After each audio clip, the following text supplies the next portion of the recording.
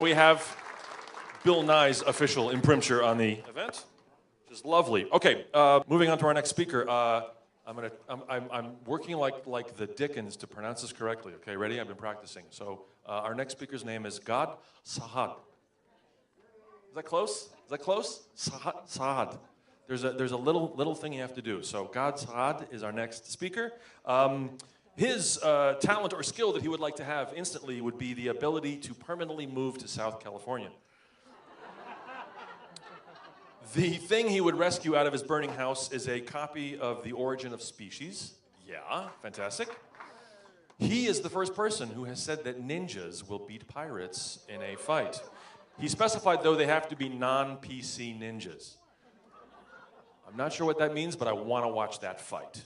And finally, between cake or pie, he said unequivocally, dark chocolate cake. Yes, so his talk is called Departures from Reason When Ideology Trumps Science. Please welcome GAD SAAD.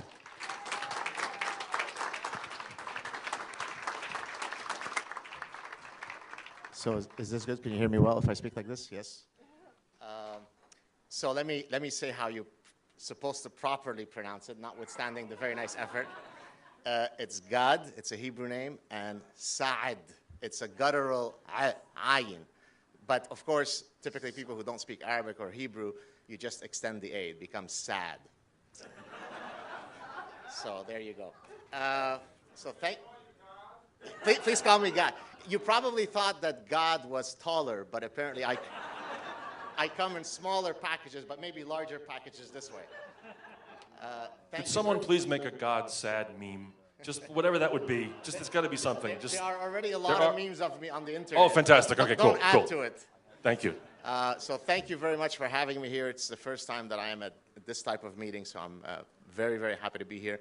And I also want to thank you for having rescued me from the shackles of the winter in Montreal. And so if I wasn't able to make it to all the talks this morning, it's because I was trying to bask in the sun if only for an hour or two before I go back to my dark reality in Montreal. So today I'm going to take you on a sort of journey of how we apply specific tools of science to help us bust some ideological positions. But prior to doing so, I sort of want to give you a bit of a background. So there are really two great threats that historically have faced humanity. One of them are actual biological pathogens, things like cholera and tuberculosis and bubonic plague, other viruses, malaria as a parasite. So all of these are biological pathogens. But of course, there are also metaphorical pathogens. Those are viruses of the human mind, ideas, beliefs, attitudes, and mindsets that parasitize our minds and make us depart from using reason, logic, and science to get to a veridical position. And so I will, as I said, show you how we use certain tools of science, certain epistemological tools, to help us bust some ideological positions. Before I do that, let me continue with some biological analogies. So here we've got the spider wasp. If you see the leftmost top image, the spider wasp looks for a much larger spider. It then injects it with a sting that then renders the spider a zombie. It carries it to its burrow, lays its eggs on the spider in vivo, and then the offspring will eat this packet of energy in vivo. Now, why am I talking about this? I analogize this very creepy phenomenon to political correctness. Political correctness is the spider wasp's sting. It parasitizes us from otherwise saying things that are as obvious as the existence of gravity, and then slowly we are led to the abyss of infinite darkness. There's also a brain worm. So if you look at the next one on the top right, in this case, it is afflicting a wildebeest. When the wildebeest is afflicted with this brain worm, it starts going around in small circles forevermore as the looming predators approach it, and it can't extricate itself from this circular movement until its eventual demise. And then some of you may have heard of Toxoplasma gondii, which is another parasite. So for example, when it afflicts mice, then the mice lose their innate adaptive fear of cats. And so there are all sorts of contexts where you have these parasites of the mind that result in maladaptive, dire consequences. To give you yet another example, here we've got a lady who is suffering from anorexia nervosa, an eating disorder, and when this woman looks at herself in the mirror, despite the fact that she is completely emaciated, despite the fact that at this point she probably weighs around 60 to 70 pounds, when she looks at herself, her cognitive disordered mindset is such that she actually sees herself as being grossly overweight and maybe I need to lose more weight. So it's not just sort of an abstract idea that we have these parasites that take over our brains. It really can lead to all sorts of dire consequences. So I've come up with a new disease, which I call ostrich parasitic syndrome, or OPS for short. And that really comes from my having engaged both fellow scientists and the public on a whole wide range of issues, and I see them repeatedly succumbing to the same types of disordered thinking. And so I put these under one rubric called OPS. So let me read to you what OPS is. The reason I put it in quotes, these are my words, they come from one of my SAAD truth clips. For those of you who might be interested, I have a YouTube channel. You can go and check it out. Thank you very much. So let me just read it out for you very quickly. So this disorder causes a person to reject realities that are otherwise as clear as the existence of gravity. Sufferers of OPS do not believe their lying eyes. They construct an alternate reality known as unicornia. In such a world, science, reason, rules of causality, evidentiary thresholds, a near infinite amount of data, data analytic procedures, inferential statistics, the epistemological rules inherent to the scientific method, rules of logic, historical patterns, daily patterns, and common sense are all rejected. Instead, the delusional ramblings of an OPS sufferer are rooted in illusory correlations, non-existent causal links, and feel-good progressive platitudes. Ostrich logic is always delivered via an air of haughty moral superiority. Let me give you some examples of manifestations of OPS and related mind viruses in academia. So postmodernism is very much of an anti-science movement. It basically says that science is just one of many ways of knowing. All is relative. There are no universals other than the one universal that there are no universals. It results in an endless, random, nonsensical gibberish that masquerades as profundity, but it means nothing. And the typical gurus of this movement are the French postmodernists, such as Michel Foucault, Jacques Derrida, and Jacques Lacan. So if you try to read that stuff and don't understand it, don't go inwards and think it's because you're too dumb. It's because it truly is random gibberish. Why do I mention this as being a mind virus? Because it has literally parasitized the brains of several generations of students who could have actually been studying things of value, and instead they've gone down this path that ultimately is profoundly anti-science. Radical feminism, so equity feminism, the idea that men and women should be treated equally under law, of course, all of us in this room would agree with. The problem with radical feminism is it also espouses positions that are very much anti-science. So the idea, for example, that they reject sexual dimorphism as a reality of Homo sapiens, that there are innate evolutionary-based sex differences, is nonsensical, right? On the other hand, they will argue, which leads us to the third mind virus, they will argue from a social constructivist perspective that everything that we are is due ultimately. We're born with empty slate, tabula rasa, and then it's only socialization that makes us who we end up becoming. Now, of course, evolutionists don't deny the fact that socialization is important, but first they recognize that there are also biological blueprints that we come equipped to the world with, and socialization doesn't exist as something antithetical to biology. Socialization exists in its form because of biology. Okay? Cultural and moral relativism is another one of those outlandish movements that started in academia. Cultural relativists basically argue that there are no human universals, nothing. There's nothing that you could hang on the mantle of human universals. Everything is culturally relative.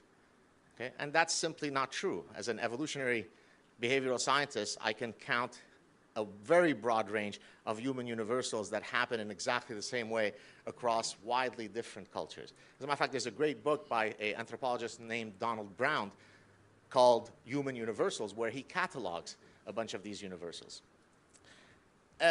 These types of movements then result in all sorts of activism-based movements in academia, such as political correctness, the thought police, the language police, social justice warriors, the culture of perpetual offense, the culture of victimology, right, the oppression Olympics, identity politics. All of these things care a lot more about feelings than about facts, right? If there is a fact that hurts somebody's feelings, then it's best that you keep your mouth shut because you don't want to hurt somebody's feelings. All of these constitute part of what I call mind viruses that are polluting the integrity of academia. What are some of the nefarious consequences of some of these academic mind viruses? I'll just go through a few. By the way, this is really an outline, not to plug, but of what looks like my next book is going to be about. And so you're getting a bit of a preview of what's to come, hopefully, in the next year or so. So academics will avoid so-called forbidden topics, such as tackling sex differences or race differences, because to do so, it becomes very easy for you to be tarred with the appellation of you're a racist, you're a sexist. So you will specifically avoid certain topics because they are forbidden. They're part of the pantheon of forbidden knowledge. Professors are bullied into using nonsensical gender pronouns when addressing students to avoid committing a hate crime. So this is right now in Canada, we have Canada's Bill C-16. Someone who's become a good friend of mine, Jordan Peterson, a professor of psychology at University of Toronto, came on my show recently. He's gotten into all sorts of trouble because he said that I'm unwilling. The government cannot force me to use nonsensical words that are not part of the lexicon of English when addressing a student. You can't approach me and say, I want to be addressed as they or gz or gz and so on. Okay? But apparently now we're heading towards this becoming a hate crime because you're attacking a marginalized group. University students demand protection from countering ideas whilst being coddled and infantilized by administrators, right? Don't wear this Halloween costume or that one because it's going to be cultural appropriation, because you're going to be a racist bigot. Politicians are deathly fearful of criticizing, I won't say the name, or open border immigration policies, for to do so would imply that they are toothless, redneck, racist bigots. People are deathly afraid to espouse any politically incorrect position. Try being a conservative Republican in Hollywood or a Trump supporter in academia. Now, some of you might say, well, what's wrong with that? Any sensible person would have to hate Trump. No, that's not the point. Then we need to speak later. The point is you allow people the opportunity to express their opinions and then let your ideas defeat them. But you don't shut down people because it offends you, because it triggers you, because you need a safe space. So my own scientific journey, so now to tie it to some of the realities that I have faced. So in founding the field of evolutionary consumption, some of you may not know what evolutionary consumption is. It's basically the idea of applying evolutionary biology and evolutionary psychology to study consumer behavior. But I define consumer behavior very broadly. It's not just the consumption of Starbucks and Coca-Cola.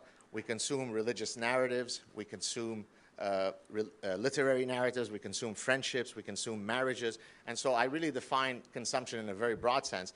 And then I look at the biological underpinnings of these consumatory realities. And so in developing this field, my natural science colleagues were totally on board. Yeah, no kidding. Sure, of course we're biological beings. My social science colleagues were, what the hell is this guy talking about? What makes us human is that we transcend our biology, according to them. What makes us human, different from the mosquito and the zebra, is that we're not shaped by these biological imperatives. Okay? Some of the common canards that I have faced in developing the field, I don't know why it came out as 1111. It's on my thing, it was 1234. Sorry for that. The first one, as I said, Biological instincts and drives might be applicable when explaining the behaviors of animals. However, humans are first and foremost cultural beings. This is known as the human reticence effect, right? So if you use an evolutionary principle to explain the mating behavior of the salamander, great research. If you use the exact same methodology, theory, epistemology to explain the mating behavior of a human, well, surely you must be a Nazi, right? And that, by the way, comes oftentimes from evolutionary biologists who will readily accept that, of course, evolution is correct. They will fully accept that evolution might explain everything about humans, but mysteriously, evolution stops at the neck. When it comes to the brain, there must be some other magical process. It certainly can't be evolutionary psychology. So even sophisticated evolutionary biologists could be parasitized by stupidity. Number two, evolutionary psychology is morally dangerous in that it provides explanations for reprehensible actions such as adultery, rape, and child abuse. This you often hear. Evolutionary psychologists care about simply understanding human nature. Part of the repertoire of human nature is that humans do a lot of bad things. They cheat on their partners, they rape, they commit child abuse. To explain these realities from a scientific or evolutionary perspective doesn't mean that you condone it. It doesn't mean that you're justifying it. And usually the example that I give as a rebuttal to that is I'll say, well, if that logic is right, then an oncologist who studies pancreatic cancer is for pancreatic cancer, is justifying and condoning and then usually they will go away. But that's usually the natural instinct of these folks. Don't offer a scientific explanation for these reprehensible acts. Thirdly, providing a datum at the individual level that is contrary to a fact that holds true at the population level is sufficient, according to detractors, to falsify a given evolutionary principle. What does that mean? Let me put it simply. It is a fact that men are bigger than women. That's a biological fact. But there are endless women that are bigger than men. All of the women who play in the WNBA, every single last one of them is taller than me. That does not falsify the fact that men are taller than women. So if I say, evolutionarily speaking, here's the adaptive reason why men would prefer, on average, to mate with young, nubile women than postmenopausal women. Somebody in the audience will put up their hand and say, but my Uncle Joe is dating an older woman, Aunt Jenny. Oh, gee, Darwin is dead. Let's go back to the drawing board, right? It's not. But again, it's a cognitive trap. They think that if they identify that, quote, black swan, the Darwinian edifice has collapsed. And then the fourth one, which I'll spend much of the rest of today's lecture on, and it's the one actually that irks me the most, because it is the one that is typically levied by otherwise sophisticated academics. And that is, you'll get somebody say, well, evolutionary psychology is just a bunch of just-so storytelling. You're just coming up with these really cute post hoc stories. It is the exact opposite to that evolutionary scientists do. And that's what I'll spend much of the rest of today's lecture talking about.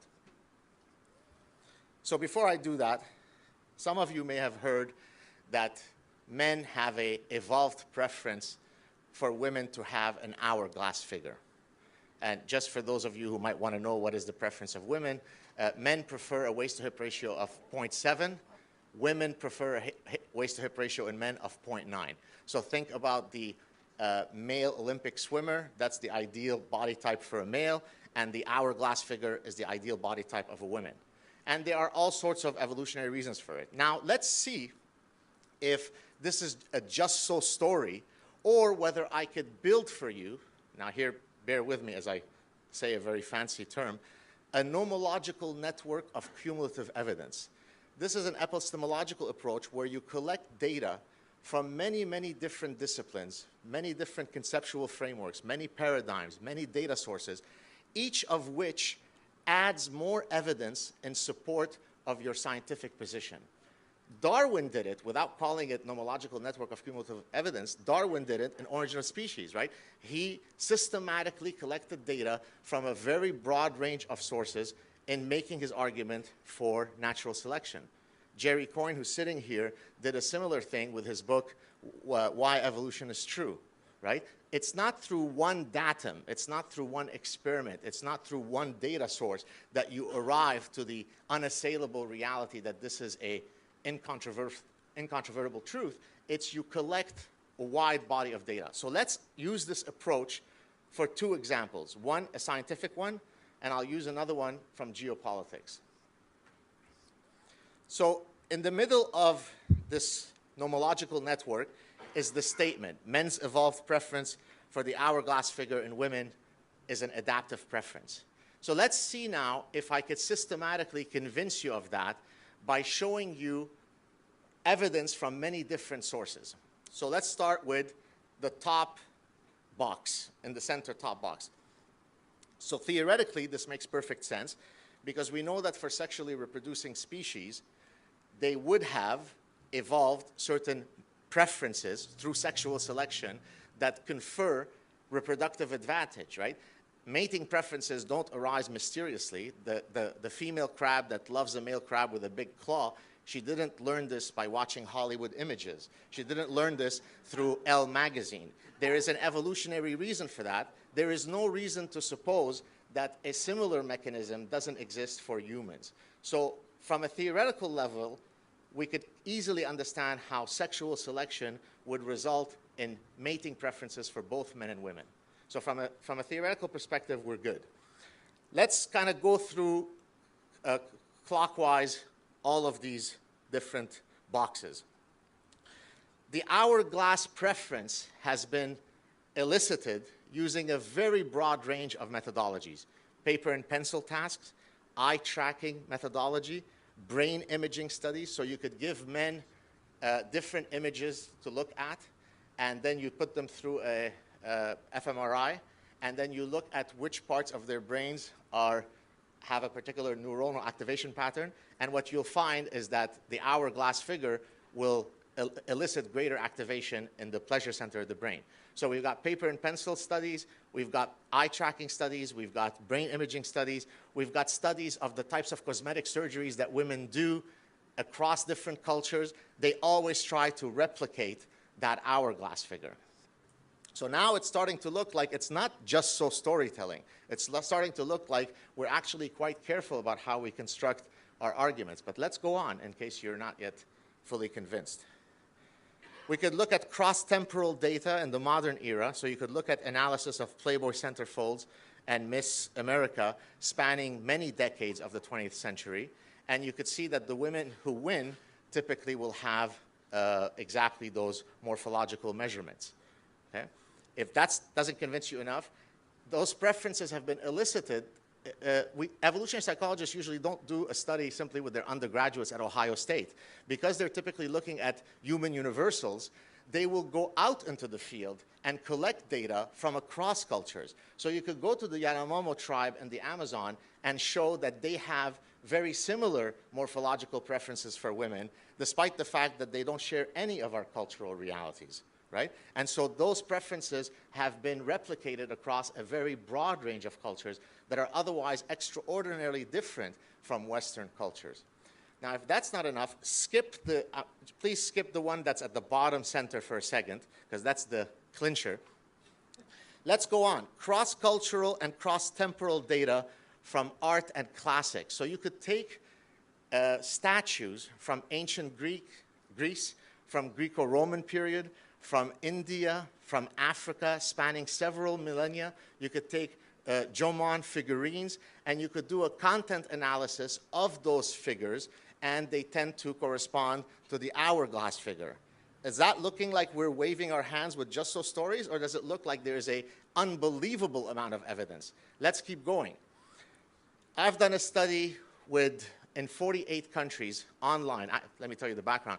I had a student, an undergraduate student, who had taken my course, who wanted to be my research assistant. He came to me after the course and said, hey, I'd like to hang out with you this summer. Can I do some research with you? At the time, I didn't have any research funds.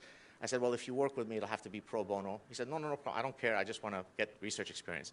So I thought about a project for him to work on, and after about a week or so, I went to him and I said, how would you like to surf porn sites for a couple of weeks as a research project? To which he answered, I love you, Dr. SAAD.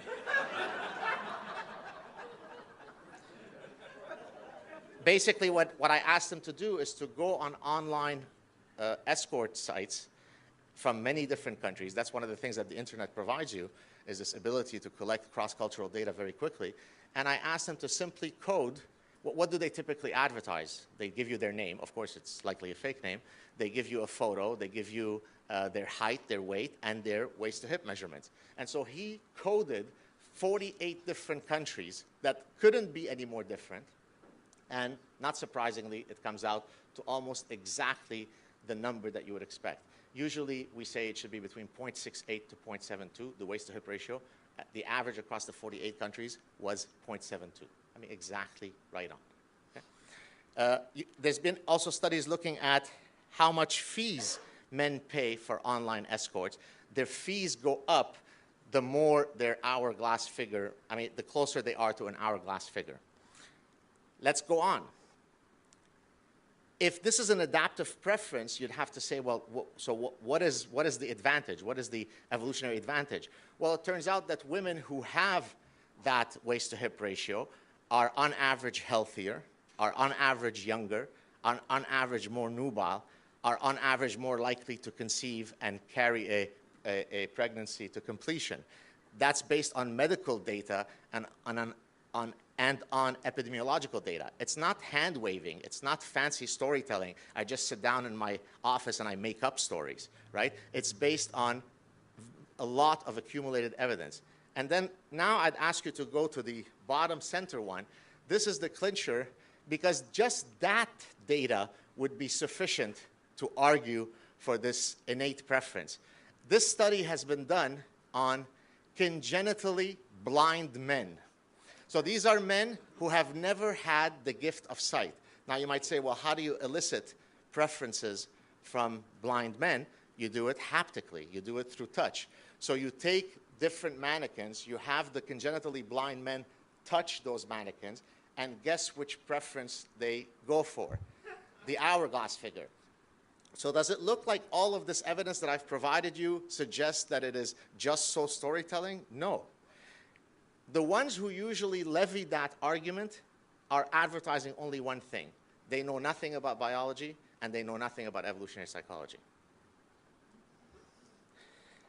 I'm going to do the exact same exercise for another ideological position from geopolitics in a second, so bear with me.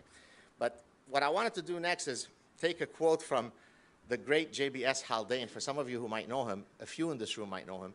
He was an evolutionary geneticist who was also very well known for having these great quips. He was a very quotable guy. This is actually my favorite quote of his because it perfectly captures my own scientific career. If I were to ever write a scientific autobiography, I would just have to have this quote as the whole book. That's it. That's the quote. So he basically said that when scientists are faced with a new idea, they go through 4 cognitive stages. Stage 1, this is worthless nonsense. This is bullshit. This is garbage. As the paradigmatic defenses start to fall, well, this is an interesting but perverse point of view. Thirdly, well, this is true but quite unimportant. Who cares? So you're showing that consumers are biological beings. Who cares? And then fourth, oh, I always said so. I always loved your work, Professor SAAD, right? Now, the beauty of this is I still have emails. I'm an email hoarder. And so I still have emails from colleagues who wrote to me 12 years ago when they were in stage 1, but now they've invited me to their university when they're in stage 4. Now, I'm too polite to remind them of their progression through these 4 stages. Sorry? That's so PC of me. That's just being polite and gracious. And the reason, and I don't say this again to be gleeful and so on, but it's that I truly believe that science is an autocorrective process, right? If you truly believe that the evidence is in your favor, just pull up your socks, work hard, accumulate the evidence, and hopefully you'll be shown to be correct. So now let's go on from applying these nomological networks in the scientific context to now applying it in a geopolitical context. Next, I show you 6 people who regrettably are profoundly afflicted with OPS. They're some of the grand OPS sufferers. We have Chancellor Angela Merkel. We have what we affectionately refer to him as Shiny Pony or Hair Boy. Prime Minister Justin Trudeau, my God, does he have beautiful hair. We have Hillary Clinton, Barack Obama, David Cameron, and George Bush is on that list. Now you might say, how is their OPS manifesting itself? Not that I want to take any long discussions now from the audience, but does anybody want to give me a one-word answer to my question? No, it's more specific. Not Islam, redacted. Redacted, yes. So when you ask each of these giants of reason, what is causing daily attacks across, I took the effort here to write for you 67 countries where there have been terror attacks. These 67 countries could not be any more different from each other. I won't read it for you. It will actually have a lot greater effect if I read them. They vary on every possible metric that you could think of, but they seem to have one root cause to all of the attacks that are happening in these 67 countries. But apparently that cause hasn't been found yet. What we have found are, I listed here for you. I won't read you all of them. Now, some people actually think that I'm engaging in typical GAD, they call them GADisms. I'm engaging in satire and hyperbole when I write these. These are actual causes that otherwise sophisticated people have come up with to explain these terror attacks that happen on a daily basis. Beard bullying is one. So the San Bernardino attack was potentially due to the fact that the guy was bullied for his beard. Lack of art exposure causes terrorism. So in Molenbeek, in the suburb of Brussels, how could you expect these guys to not go off to Raqqa in Syria and behead people when they're not exposed to Chagall and Degas? I mean, it's a natural progression, right? So it's due to male bonding. It's due to adventure seeking. It's due to climate change. It's due to Bill Nye solar panels. It's due to all sorts of reasons, but it is certainly not due to one particular cause. That would be simply racist and bigoted to say so. So let's see if I could construct a nomological network. This is in the abstract, so we're not targeting any particular religion. God forbid that we would do that. So instead, what we're going to do is we're simply going to ask the abstract question, is religion X peaceful? We don't have to engage in platitudes. We don't have to engage in politically correct discourse. We could simply build the nomological network, as I did before in the evolutionary psychology context, where I would simply try to identify as many sources from as varied a range of disciplines to see if I could answer this question. So let's do that exercise for is religion X peaceful or not. So we could look at historical data. So if you look at the center top box, you're not seeing. Is it good now? Yeah. Okay. Setting up the Zoom so we can be friends. Okay. Is it good now? Okay. So, so if you look at historical, so we could do an analysis of the number of people that have been killed by adherents of X in the name of X since its founding.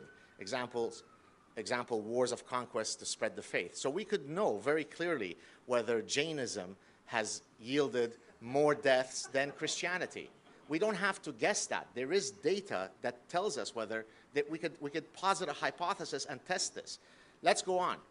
If you go to the right top curve, figure or box, we could do a content analysis of the canonical text. What does that mean? Content analysis is a scientific tool that is typically used by social scientists that are trying to study archival data. So if I'd like to quantify the content of a text, how would I go about doing that scientifically? And so here you use a technique called content analysis. So you could take text and establish how often in that text is brotherly love condoned, how often in that text is plurality condoned, how often in that text is genocidal hatred of the Jews condoned. I just came up with that example randomly. I don't have any particular religion, so please don't think that I'm targeting any particular religion. Now, there is a physicist a former physicist, Bill Warner, who's been on my show, who after he retired as a professor of physics, has dedicated his life to that approach. He's got a center called the Center for the Study of Political Islam, where he does content analyses of the Old Testament, of the New Testament, of the Quran, of the Hadith, of the Seerah of Muhammad, of Mein Kampf. So you give him any book and he'll do the content analysis for you. And then you could then determine whether a particular text is peaceful or not. We don't have to guess. You could go to government lists of terror groups. For example, Canada has its public safety list, which includes all of the groups that are listed as terror groups by Canadian government. There's a similar group by the US Department of State's Foreign Terrorist Organization list. And you could go through that list and see if there is any sort of theme that comes out at you. Are they largely communists? Are they largely rooted in Latvia? Are they Romanian? Do they have any particular, any rubric that you could place them under, the great majority of them? You could look at the plight of religious minorities. So for example, you could do a longitudinal analysis, this is what historians do, of how well religious minorities fare in the countries where X is the majority religion. You don't have to guess this. You could go and find out the answer to this question. There is data that answers that question for you. You could look at global surveys. So for example, Pew surveys, they track people's attitudes and behaviors toward foundational values of secular and liberal societies. So you could know whether Romania has values when it comes to women's rights or gay rights or the rights of religious minorities or freedom of speech, whether Romania has scores differently on these values than Yemen. And we could get to the bottom of that. We don't have to guess, okay? Global patterns of Jew hatred, for example, the Anti-Defamation League comes out with a survey where they track the global scores of Jew hatred across a wide range of countries. We could see if there's any pattern that sticks out at us. We could look at databases of terror attacks. So for example, the University of Maryland has a global terrorism database where they literally list all the terror attacks. And so we could there see whether the KKK or white Christian extremists are the ones that we should be most worried about, as a recent guest on my show explained to me. Or we could look at things like the Religion of Peace website that has tracked over 30,000 terror attacks, and they have a very conservative methodology for determining what constitutes a terror attack or not. They have over 30,000 since 9/11 alone, spanning endless countries. Or if you're too lazy to go through those, you could look at a less encompassing list, just go to Wikipedia and see if there's any pattern that emerges for you. And then finally, if you look at the top left-hand corner, you could look at contemporary FBI data. You could do an analysis of FBI terrorist lists to see whether the top, say 30 or 40, I don't remember the exact number, whether those guys share any underlying commonality, whether we could group them in a particular rubric. Similar analysis could be done for government no-fly lists. So I've shown you here historical data, longitudinal data, survey data. I forgot to mention, you could look at data from global indices. For example, broad range of well-being, freedom scores, equality metrics to see how different countries score on all of these different well-being indices, and see, for example, if secular liberal democracies on average score higher than religious autocracies. We could see that. We could test that using all of the standard tools of hypothesis testing that all of us in this room know. So we don't have to succumb to political correctness. We don't have to succumb to endless progressive platitudes. We could use, in this case, nomological networks to absolutely establish with incontrovertible certainty that this statement tends to be veridical, okay? So what are the takeaways from today's lecture? So I started with two positions. Evolutionary psychology is BS. That's the detractor position. And I showed you how, for one particular example, that's simply not true. All that evolutionary psychologists do is they try to use the scientific method to understand how the human mind would have evolved. So if the evolutionary biologist uses it to study the evolution of the tail of the salamander, there is no epistemological reason why those tools are somehow not applicable to the study of the human mind. If anything, we've got endless data sources to study the evolution of the human mind. So, and then the second thing is, I looked at the position, Islam is peace, it has absolutely nothing to do with terror. By the way, I hate to have to give this politically correct preface. Arguing that a religion is indeed one that promotes violence to others doesn't imply that we are attacking individuals. As somebody who grew up in Lebanon, who was raised in Lebanon, whose Arabic is my mother tongue, who escaped execution in Lebanon, both the guys who wanted to kill us and the guys who saved us are Muslim. So it's not as though every single Muslim is mean, and it's not as though every single Muslim is lovely. They come with the exact same distribution as the rest of us. But to argue that Islam might promote greater cruelty to animals than Jains is not something that is difficult to argue, because we know that when Jains walk, they walk with a broom to clear, lest they might walk on an ant. So the contents, the codified contents of a religion is something that is perfectly within the purview of a rational thinker. So the mind viruses associated with tribal mindsets, ideological dogma, political correctness, superstition, and other sources of faulty thinking can solely be cured via the appropriate vaccine of logic, reason, and science. And then the last point I mentioned, although this is not a talk about freedom of speech, as somebody who is in academia, who is seeing sort of the daily encroachment on our ability to speak freely, things that we have taken for granted, how slowly these are being eradicated, I should remind everybody in this room that freedom of thought, freedom of inquiry, and freedom of speech are absolute non-negotiable elements of any civilized society. Thank you very much.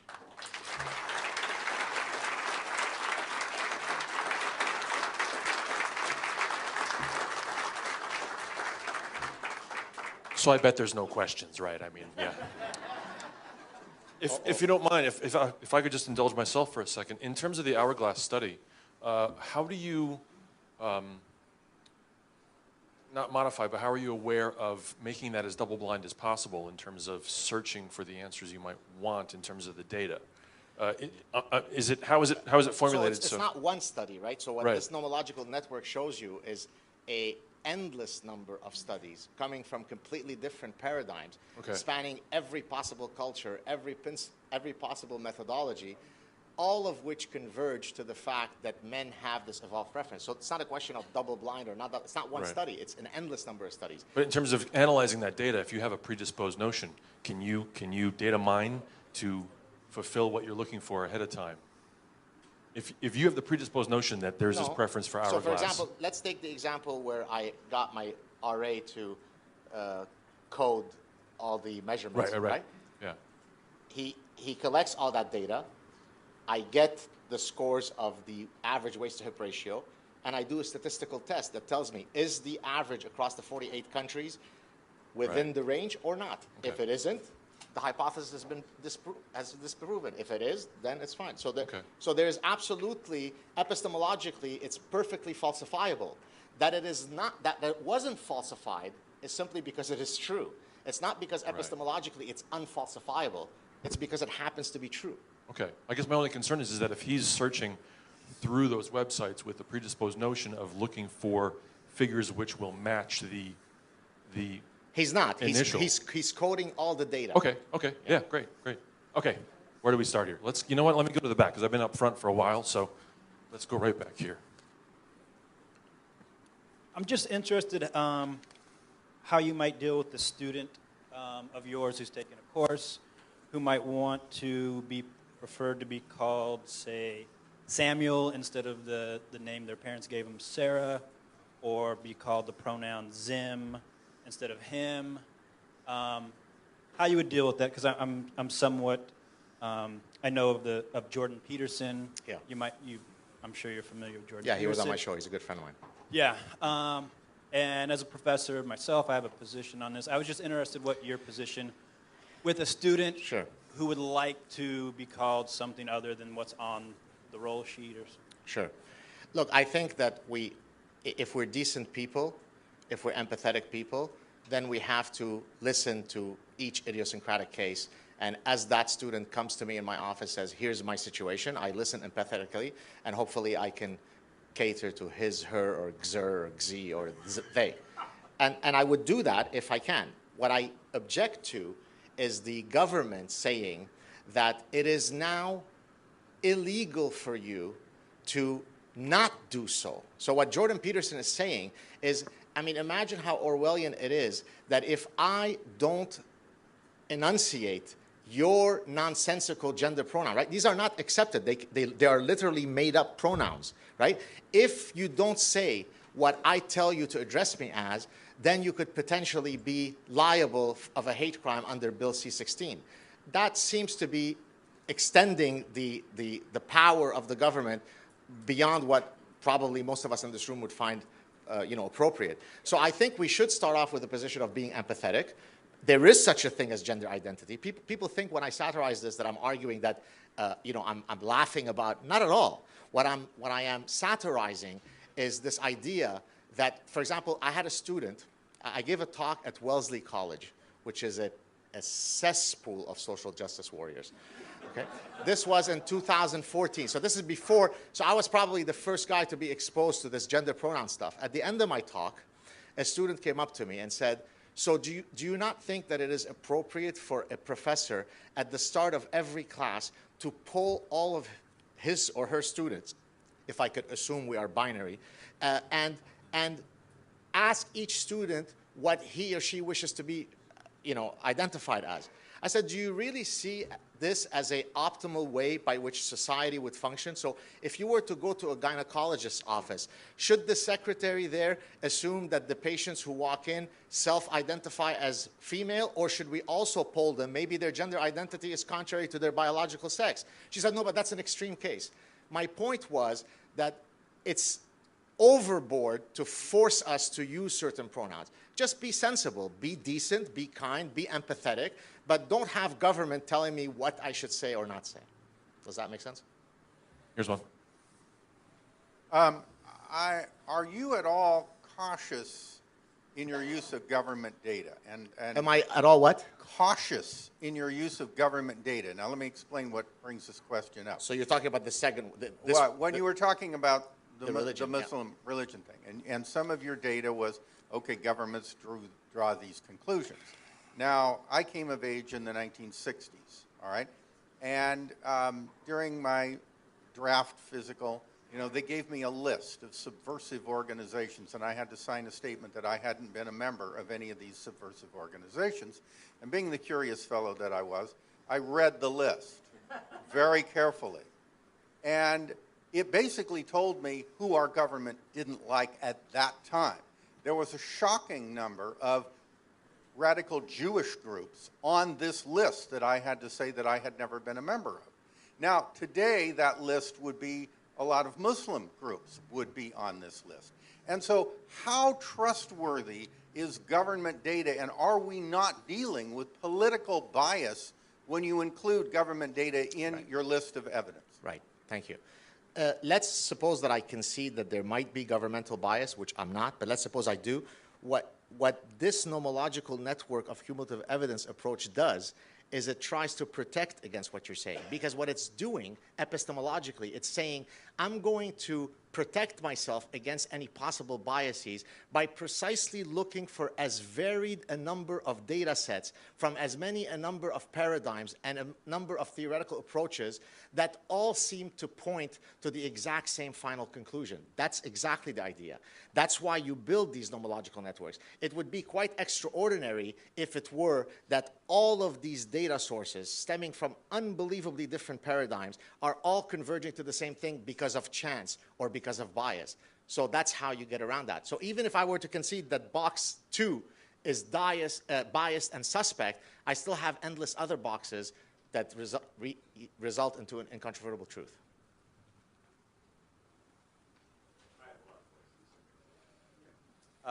Regarding your second test. My second? Islam. Yeah, this one. Do you think... I didn't say Islam, by the way. I said religion X. So right. you said Islam. Religion X. That's, in my view, that's very bigoted. Even better for my question. Do you think that 600 or 700 years ago, Christianity would have passed that test? Let's not stop Ted Bundy today because there was a serial killer in the dark ages that also killed people. Who cares? Today, there's a reality that this is what we're facing. Is there a monopoly from religion X? Of course not. There are endless other ideologies that have imparted violence and hatred on people in all sorts of ways since time immemorial. No one can test that. There's nothing unique, monopolistic about Islam, right? So yes, if I were to build a nomological network of Christianity 600 years ago, I could have probably come up with some pretty nasty conclusions as well. But okay, so what? Okay. No, the reason I say it this way is because this is what is known in internet memes as but the Crusades, okay? Which basically is anything you say, somebody says, but come on, what about the Crusades? It's profoundly idiotic, right? Never mind that the Crusades were a response to hundreds of years of aggression from religion X. It was a response. But so what? So 1,000 years ago, other folks did nasty things. How does that help us today? Who cares? I wasn't asking to get Islam off the hook. Oh, okay. Okay, I thought that's what you were doing. No. I thought. But you're absolutely right that we... But they're not the same hook. If you go to see your physician and he says person A is overweight because they're overweight by 20 pounds, they're overweight. Person B is overweight by 200 pounds. Both have been put under the rubric of overweight, but we've evolved a brain that can discriminate between quantities. 20 is less than 200. Therefore, even though both religions might be violent, that doesn't mean that they happen to be equally violent, whether now or ever. Jainism has been less violent than Christianity. That's a fact. I just want to know if they both belong on the diet. Today, no. Today, no. So at my college, I often come across the argument that masculinity and its cultural form, so that the cultural form of masculinity is what is causing the increase of violent crimes, or not the increase, but the higher rate of violent crimes among men. And it's often argued that that's a cultural phenomenon. And I was wondering if you have an evolutionary psychological explanation for why the majority of violent crimes... So first, my smirk should give you a Yeah. sense of what I think of that explanation, right? Okay. I don't have any... Right. I just want that to know. falls under the toxic masculinity thing, right? Evolutionarily speaking, the position is, there's a term for it. It's called the young male syndrome, right? Martin Daly and Margot Wilson, who are two of the pioneers of evolutionary psychology, have documented cross-culturally, cross-epoch, human universal, that young males have a predisposition for violence. If you want guys to end up being less violent, let them grow, let them age. Testosterone drops, they become less violent. That's true of the Yanomamo tribe. It's true of the Hadza tribe in Central Africa. It's true of Detroit in the 1950s, and it's true in 200 years in LA. There are reasons for that. Testosterone would be one. That's an approximate explanation. But from an ultimate explanation, there are also reasons why men would have evolved through sexual selection to be more risk-taker, more aggressive, more violent. And so there are very clear evolutionary explanations, yes. And it's got nothing to do with cultural indoctrination. That's complete bullshit. We have time for one more right over here.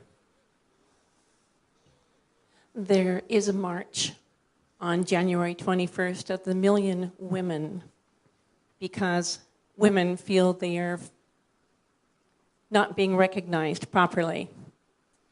I'm asking you, do you have a study about men and their characteristics equal to the one that you did on women? Absolutely. So I've done studies looking at both male-based behaviors and female-based behaviors. I'll give you two examples. So I did a study a few years ago with one of my former graduate students where we looked at what happens to men's testosterone levels after they drive either a fancy Porsche in downtown Montreal or a beaten-up old sedan.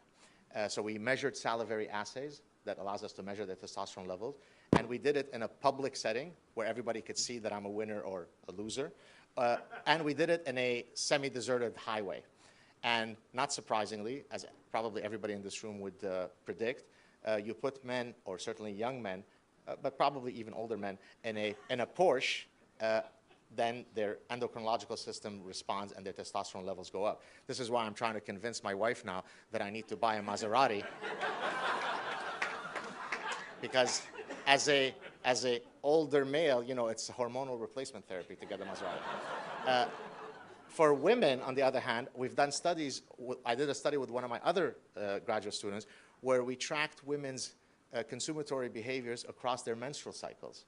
And so I'll talk about one part of the study. So for example, their beautification practices, how they dress, how they beautify themselves, turns out to be perfectly correlated to where they are in their menstrual cycles. When they are in the mid-cycle, in the ovulatory phase, that's when they engage in the most amount of sexual signaling. And that's exactly what you would find in countless other species that engage in similar sexual signaling. So I've done studies both on men, on women. I don't care. I just look at the biological bases. And physically for men, what have you discovered? Physically for men, what? Preference in the physical man. So it depends what you're talking about exactly. So for example, the waist to hip ratio, as I mentioned, it's 0.9. So later when you're in your hotel rooms, you could all check whether you follow 0.9. For example, facial features, there is something called the GAD versus the DAD. GAD is a guy that has very clear testosterone markers, whereas a DAD is somebody who's got softer features, more nurturance features. Well, it turns out that the exact same woman will have a switch in her preference depending on where she is in her ovulatory cycle. When she is in the maximally fertile phase of her cycle, she prefers GADs. In other points of her cycle, she prefers DADs. Here's an example of a study that would make probably everybody in this room go, God damn, wow, that's interesting, right? There's nothing unfalsifiable about this. There's nothing just so storytelling. We see this exact same phenomenon manifest itself across endless species, where there is a clear strategy as to how males and females within that species make mate choices. Suddenly, when you apply the exact same epistemology to human mating, you are a bullshit Nazi guy. And it is very frustrating because it just delays progress, because all of the defenses against evolutionary psychology are always rooted in ideology, right? We started off by talking about departures from reason. There's almost never a very sound scientific argument against evolutionary psychology. It's always rooted in someone's pet ideology being ruffled by evolutionary theory, right? So the religious folks hate evolutionary theory for clear reasons. The postmodernists, similar. The radical feminists, similar. So it's always rooted in ideology, never in science. I think that's a great way to end this. I know there's tons of questions, and if you're okay, we can probably continue the conversation outside. A round of applause, please, for GAD SAAD. Wonderful, wonderful. It is some tough stuff to think about sometimes, and we really have to remember why we're here, to hear everything and to think about it and see what we got. So